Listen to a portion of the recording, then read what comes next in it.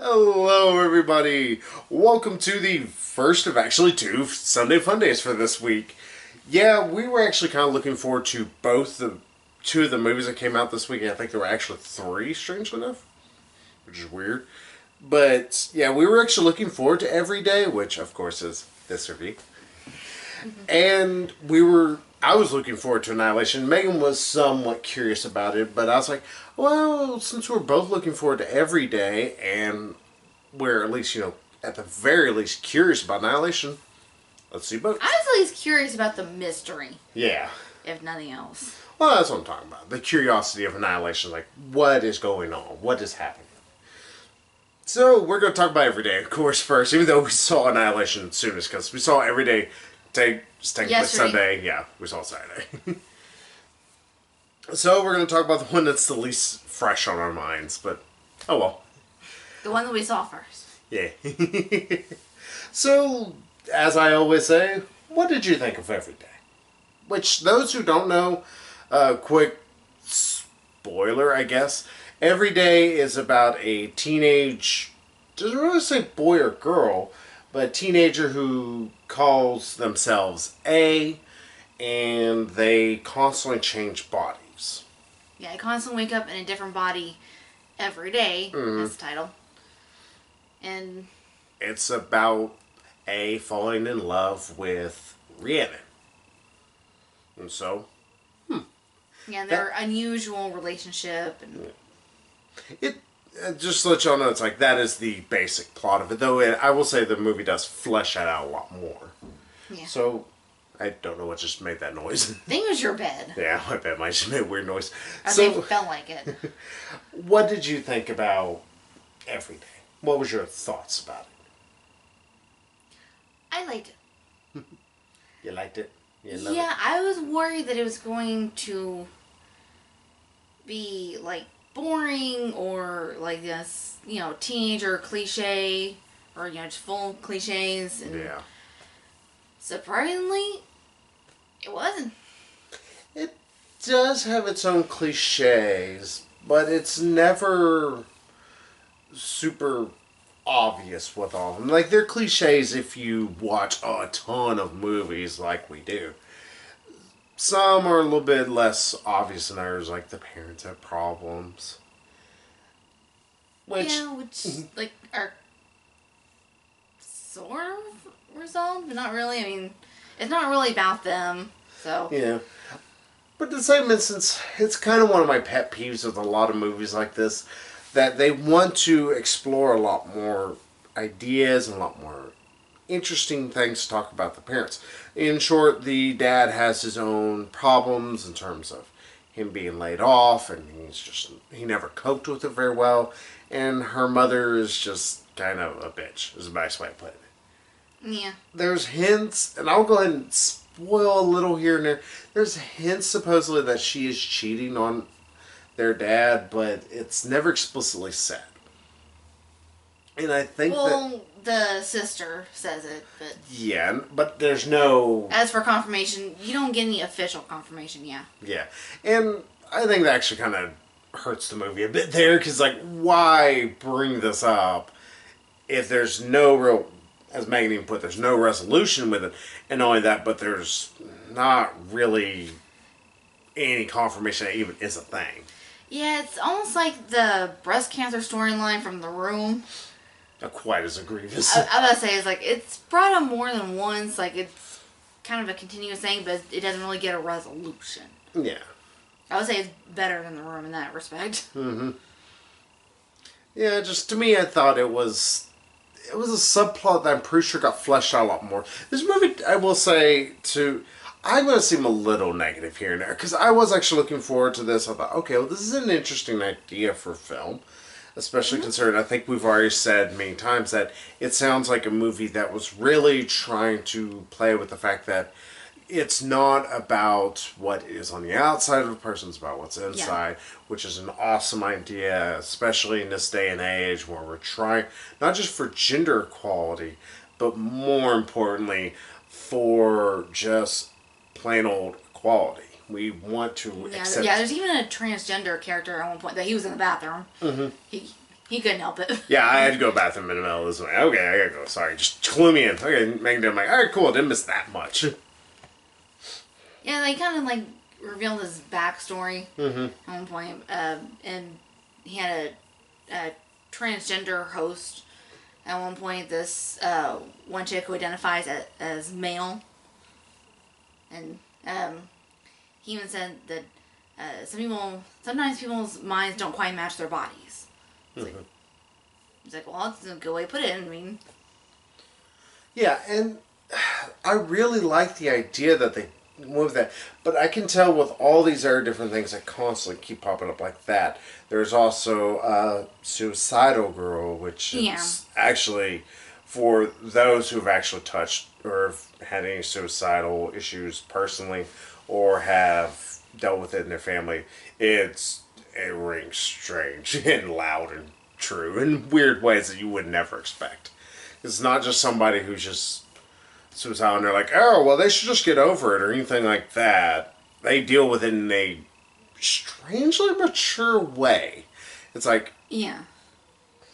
because I'm going to spoil a little here, because this movie actually deals with that so well. It's like, A's not fighting against it because he doesn't want the young girl to die. He's fighting against, pretty much in a way of possessing her body longer, because he's like, it's her mind. Who am I to change her mind?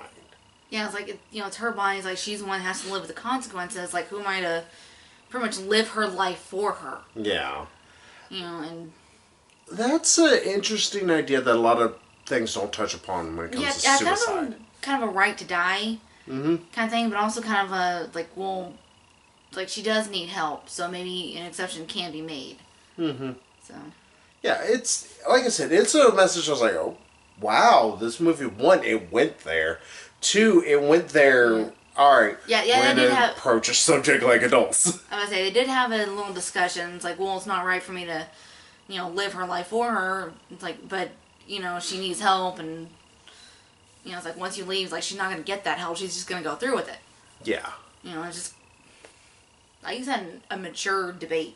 Yeah, and then that is a wonderful thing this movie does throughout most of it. And like I said, there are nagging issues that plague it here and there, and it's mostly just editing. It's strange enough, Annihilation has one problem with editing. That's the opposite of this. And in fact, this feels like certain bits got cut. Because I'm pretty sure there's certain chunks from the trailer that we saw that never made it into this final film. That means, okay, I want this on Blu-ray so I can see the final edit of this film. Because, yeah, like Spider-Man's buddy. Yeah, it feels like the guy who was from Spider-Man Homecoming. Yeah, like, I know who, what makes him the same, what makes him different. It's like, I don't think he said that line in the movie. I don't remember. Yeah, it felt like their talk they originally had was a lot longer. There was a better edit of it. Not that it's ever bad, it's just, I always thought, I was like, okay, you could just push a little bit further. Yeah. In fact, if you think about it, it actually dealt with a lot of teen issues. Mm-hmm. I mean, the main girl, Rhiannon, has a boyfriend that just doesn't give a shit about her. At least till some guy starts starts flirting with her. And deals with suicide, deals with like one of her friends, like Ace said, he's not built for high school, he's more made for like what comes after. Yeah, he's a very smart and already very mature guy, strangely enough. Yeah, it's like, okay, it's like, you're already one step ahead of the game. Like, yeah, there's a lot of different little things that it does smartly that, strangely enough, are not... Like I said, they're not done in a way that you would have thought would have been hokey. That's the one thing. This movie never goes straight up hokey with it. Till the ending, but we're going to get to that in a second. What else? Doesn't want to touch on, like, teens being gay, but it kind of like, it's like, okay, it's not a really big deal. Yeah, it's what you... It's like, okay, it's who you are. Live with it. It's your life. I just know one guy, it's like, if you're not going to date this guy, can I have him? It's like, oh, he's talking about himself. It's like, hey, hi. Yeah, there's so many, like, things like, okay, that's actually a positive. Like, I'm going to go ahead and touch upon a trailer that I'm getting tired of seeing. It's Love, Simon. The movie Yeah. about the guy who finally comes out as gay. Yeah, he's like scared to come out to his friends and family. Yeah, and I understand there's still a bit of a uncertainty regarding it, and I totally understand y'all. It's like, you feel a little uncertain about coming out to families, but the stigma is nowhere near what it was 10 years ago. That's how we have actually progressed as society. There's still a bit of a stigma, but it's not the stigma that it was. Like, pretty much, it was people kicking out, these kids who just want acceptance. But no, no, no, no. I'm not going to accept you for you are our issue. But Love, Simon, I think, would have been a great movie if it came out in 2008. It would have touched upon so many positive messages. Here, like, it's coming out nowadays, and it feels it feels like something I've seen and dealt with. Yeah, it feels kind of outdated, and it's like, well, who the fuck gives a shit anymore? Yeah, I'm pretty sure the American Secret Life of American Teenagers touched upon it, probably did an episode on it, and probably did it just the same way. And it's like, okay, that shitty show did there, and they probably did it better or just as good. I don't think, I'm not sure they ever had a gay character. I don't even remember. I'm just making a joke. So, but here it's more just trying to speak straight to the teenagers in a lot of ways. It tries someone's like, you be you. That is all that's important. You're not defined by anybody but yourself. And that's a message that's super positive. That's super, it's like, oh, that's actually something to say. Like, there's one discussion A has with Rihanna, sorry, I won't blank on her name for a second.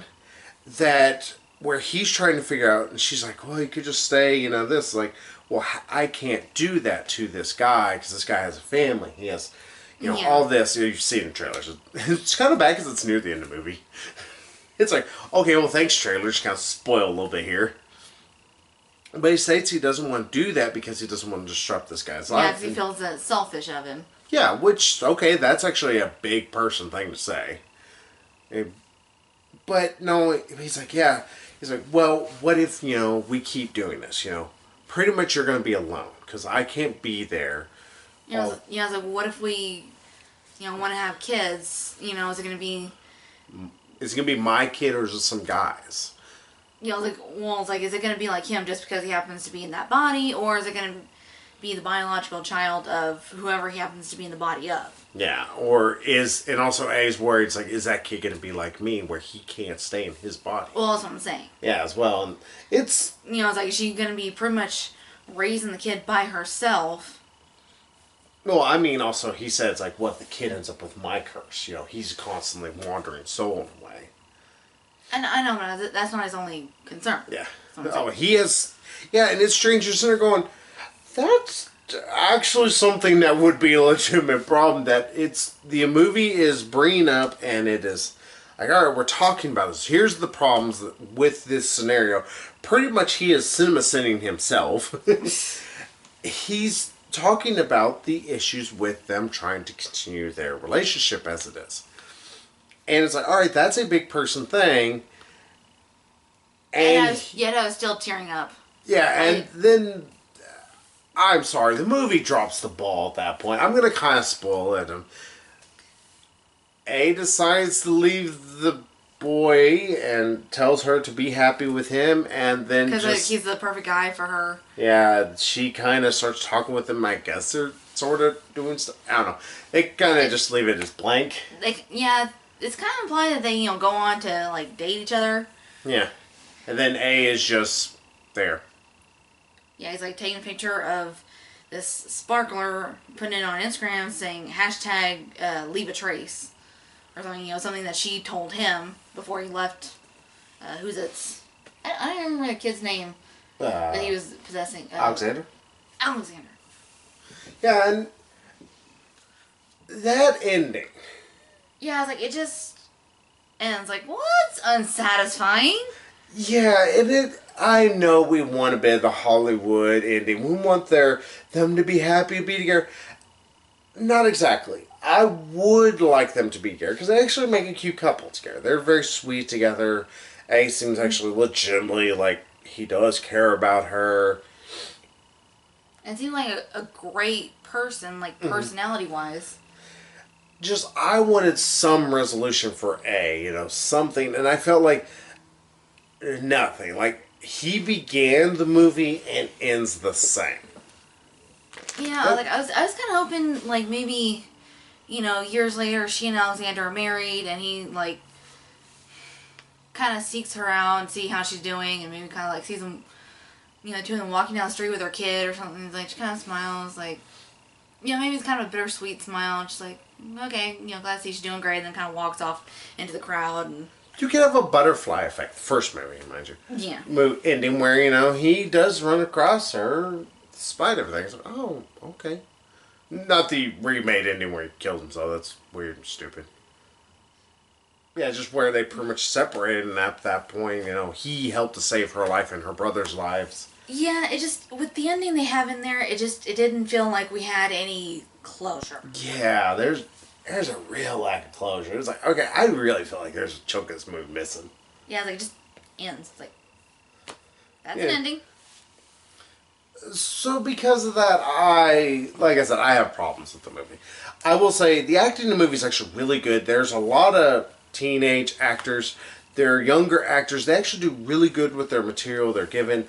The guy who plays Alexander is actually really good. He's very funny, and he has actually a really good delivery.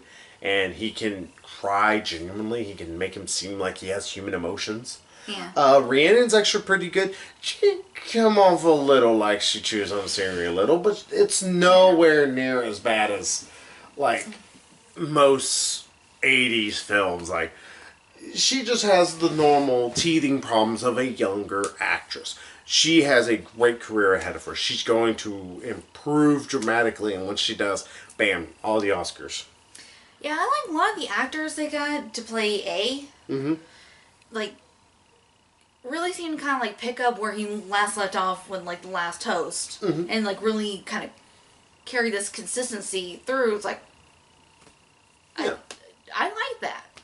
Yeah, I feel like I'm watching the same character just in different bodies, actually. Yeah, like the worst actor out of all these is the first guy he's in. His name is Justin. Yeah. And it's simply because once A's out of his body, he's a prick. Yeah, he's a prick, but not only that, but he's kind of your stereotypical. And not only that, he kind of sounds like he's bored a lot. He very rarely sounds like he cares. Yeah, like spoiler alert, she breaks up with him, like, have a nice life, and walks off.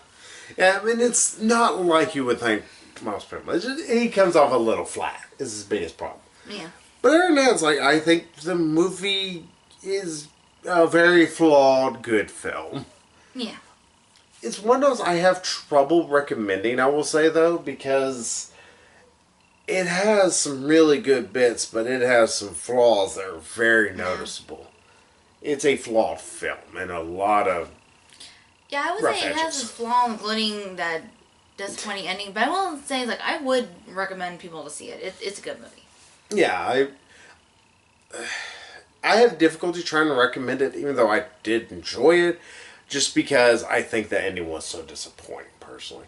It's like, I feel like I was a little bit more disappointed. Nothing against you, but I was like, oh, God, you stupid ending. But I can't help it. I'm a guy who either you need to entice me into something into the future, which I know this movie's not going to have a future, or just give me a better... It doesn't have to be a completely concrete, but at least, a decent flowing river of a ending instead of like, here, this is an ending. It's like you just put a sign at the end of a freaking forest or in the middle of a forest, go end, and it's like, well, no, there's like 7,000 trees I can see ahead of me. I got more to go. Mm-hmm. So, just curious, what would you end up giving this in the final score? Or is there more you want to say about it?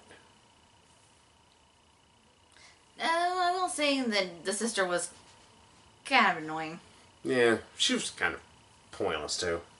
That's like I said, that's part of my flaws. Like, I think I understand the family dynamic and everything, and I think there was more put into it because it felt a little too lackluster to the point where why is this here? And like, I bet there was more into it. And this is probably actually an hour 50 long or hour and 50 minute long movie, maybe 2 hour long film that just got edited down to an hour and a half. There's little chunks here. Like, I think that could have been fleshed out a little bit better. Yeah. So, Yeah, as for a rating, 8. Yeah, I give it an 8. yeah, here's where we're going to differ decently. Not like trash, like, oh, it's freaking 1. I give this a solid 6. It's a flawed film, but if you're willing to look past the flaws, especially with its own message, that's fairly positive, for not just teenagers, but young adults as well, I think you can enjoy it. I do wish that there's a better cut of this film that, fleshes out some more things, but it's not the worst thing ever. Like, I have seen so much worse already this year, which is not a good sign. Yeah, I will say, I actually, we were both invested in these characters, both as individuals and as a couple. And, surprisingly, one thing that did surprise me about the movie itself is that well, as far as, teenager cliches, it didn't have, it's like, oh, hey, we're teenagers, we're in love, happily ever after, the end. Yeah, she's actually really disbelieving of him and very dismissive almost. Yeah, and also, it doesn't have the Twilight thing where it's, unnecessary drama. Yeah, the drama that is there is the drama that would arise from this kind of a situation. Yeah, if this was actually possible, then, yeah, I could actually see this stuff happening. Mm-hmm. See these kind of, arguments between this couple happening. Yeah. Or problems in her life happening because of it. Yeah. Yeah. So I will say good job on that movie. So. Yeah. The movie has good writing, just, like I said, I think it got edited. Yeah. Oh, except for the fucking ending. Which, again, that might be an editing issue. Yeah, if I'm not mistaken, it's based on a book. So it's possible that's how the book ends. If I was writing this as a movie, I'd be like, okay, let's change that ending from the book, shall we? Give it a little bit more. No, that's like the circle. That's it. That's how the book ends, too. So, yeah. Every day, we both recommend it. Megan more positively than me. I say just go into it with a little bit, understanding that you're not going to see, Academy Award winning best movie material, but don't think you're going to be watching Nicholas Sparks schlock. You're going to be watching actually a decently written movie that will hit you in the feels here and there. Mm-hmm. So, yeah, that's all we can say about Every Day, and though it's not every day you're going to be watching this review, or you could. So instead of, we're going to go from a teenage drama to a freaking sci-fi horror film. Because if we're going to go across these spectrums, let's go across those. So we'll be back here in just a couple of minutes with Annihilation. So bye-bye, everybody. Bye-bye.